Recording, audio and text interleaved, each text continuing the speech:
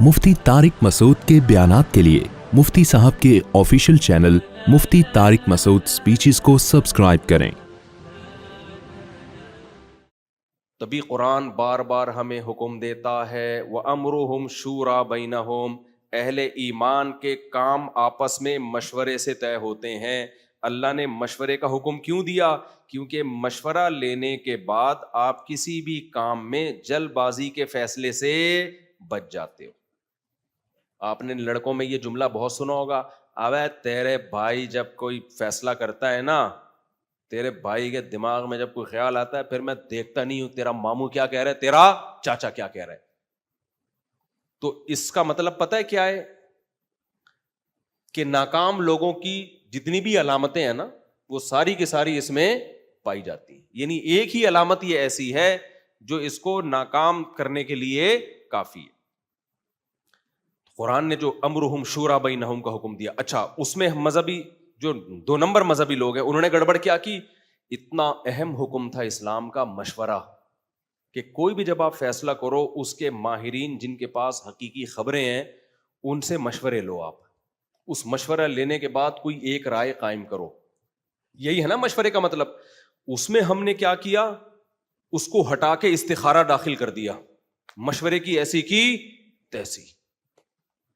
अब हमारे फैसले मशवरों पे कम और इस्तिखारों पे बोलो ज्यादा हो रहे हैं। और वो वाला इस्तिखारा ले आए जो अल्लाह उसके रसूल सल्लल्लाहु अलैहि वसल्लम का हुक्म नहीं है। मैं बार बार इस पे बताता हूं, हमारी नाकामियों की एक बहुत बड़ी वजह इस्तिखारा है, जो आजकल का इस्तिखारा है। इस्लाम ने तो हमें इस्तिखारे के बारे में सिर्फ इतना बताया था कि जब कोई काम का फैसला हो तो 2 रकत पढ़ के अल्लाह से दुआ मांग लो, बस वो एक मखसूस अल्फाज के साथ। इससे ज्यादा इस्तिखारे की हैसियत नहीं है। करना वही है जो मशवरे के बाद जहन में आए, ख्वाब के बाद जहन में आए ना, मशवरे के बाद जो जहन में आए। समझते हो कि नहीं समझते? देखो इस्तिखारा का हुक्म, जो इस्तिखारा ये वाला इस्तिखारा जो मैं बता रहा हूं, इससे ज्यादा इस्तिखारा नहीं है। ये वाले इस्तिखारे का हुक्म हदीस में है, और इस्तिशारा जो मशवरा है उसका हुक्म किस में है? कुरान में। तो ज्यादा वैल्यू इस्लाम में इस्तिखारे की हुई या मशवरे की हुई? बोलते क्यों नहीं? मशवरे की। एक बात। नंबर 2, कुरान की पूरी सूरत का नाम अल्लाह ने सूरह शूरा रख दिया। शूरा मशवरे को बोलते हैं, जबकि किसी सूरत का नाम इस्तिखारा नहीं है। तो इससे पता चला कि इस्तिखारे की वैल्यू ज्यादा ही है मशवरे की। मशवरे की। अल्लाह प्रोटोकॉल इस्तिखारे के बजाय किसको ज्यादा प्रोटोकॉल दे रहे हैं? मशवरे को। नंबर 3, अल्लाह ने कहीं भी कुरान में ये नहीं कहा कि अहले ईमान और जन्नतियों की अलामात में से है कि हर काम से पहले इस्तिखारा करते हैं वो, बल्कि लेकिन कुरान में ये है कि जो अहले जन्नत है, सूरह शूरा में आप देखो उनकी सिफात हैं कि वो नमाज कायम करते हैं। व अमरुहुम शूरा बैनहुम, अहम मामलात मशवरे से तय करते हैं। व मिम्मा रज़क़नाहुम युनफ़िक़ून, और जो रिज़्क़ हमने दिया उसमें से खर्च करते हैं। अल्लाह ने अहले जन्नत की अलामात इस्तिखारा नहीं बताई है, मशवरा बताई है। इससे पता चलता है कि जल्दबाजी से फैसले करने वाले अहले जन्नत में से नहीं है, क्योंकि इस्तिशारा जल्दबाजी से रोक देता है आपको, मशवरा किससे रोक देता है?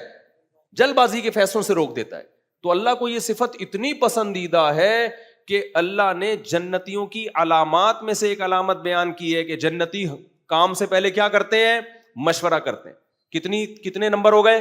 3। चौथा नंबर, जन्नतियों की सिफात अल्लाह जहां भी बयान करते हैं या जहां भी अल्लाह शरीयत के अहकाम का ऑर्डर देते हैं, अल्लाह ने हमेशा नमाज और ज़कात को साथ साथ बयान किया है। नमाज और ज़कात को हमेशा क्या किया है? साथ बयान किया है। लेकिन सूरह शूरा में नमाज और ज़कात के बीच में अल्लाह मशवरे का हुक्म लेकर आए हैं। इसका मतलब अल्लाह ने अपने उसूलों से हटके यहां पर मशवरे को वैल्यू देने के लिए नमाज और ज़कात के बीच में जिक्र किया है। नहीं आई मेरा ख्याल है बात?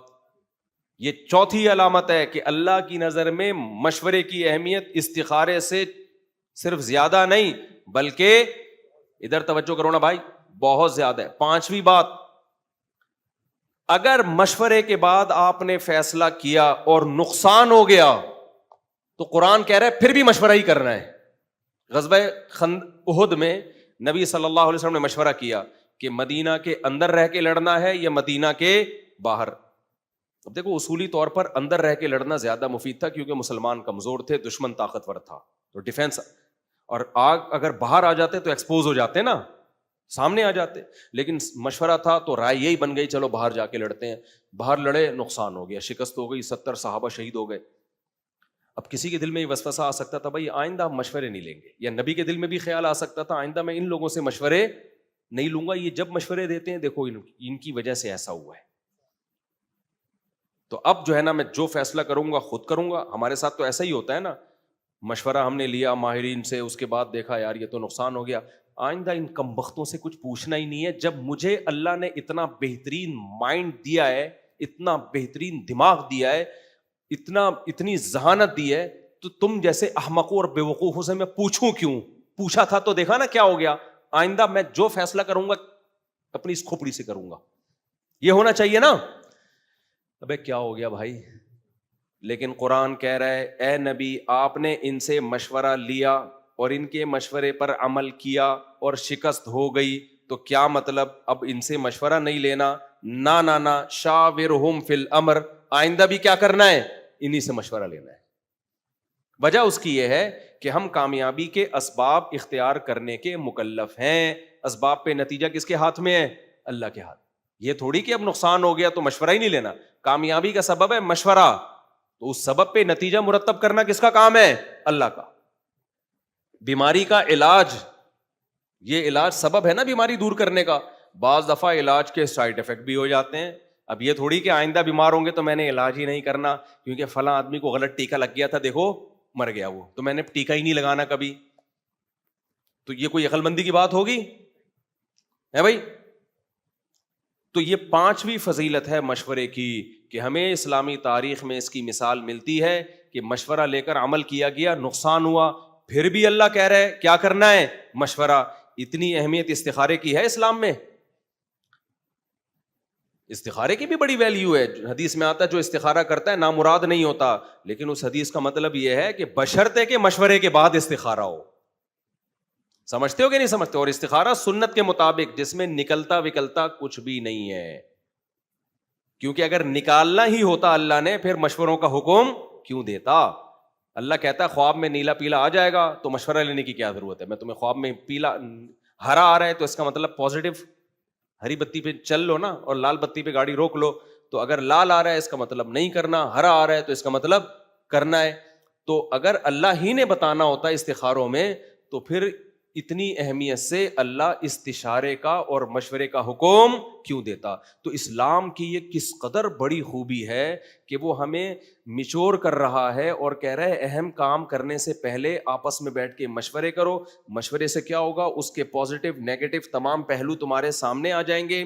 جلد بازی میں فیصلہ نہیں کر پاؤ گے.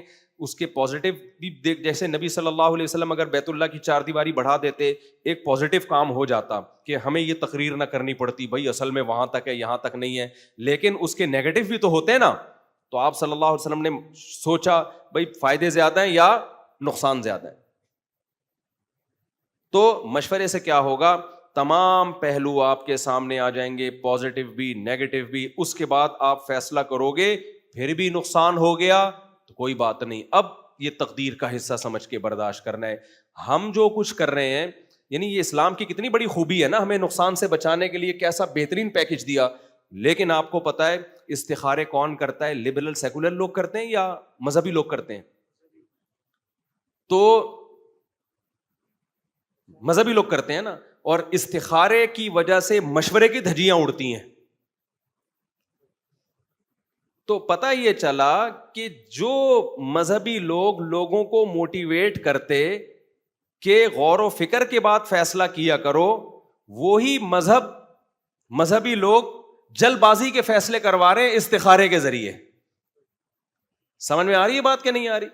تو ہمارے ہاں مذہب کا صحیح استعمال کم ہو رہا ہے, غلط استعمال زیادہ.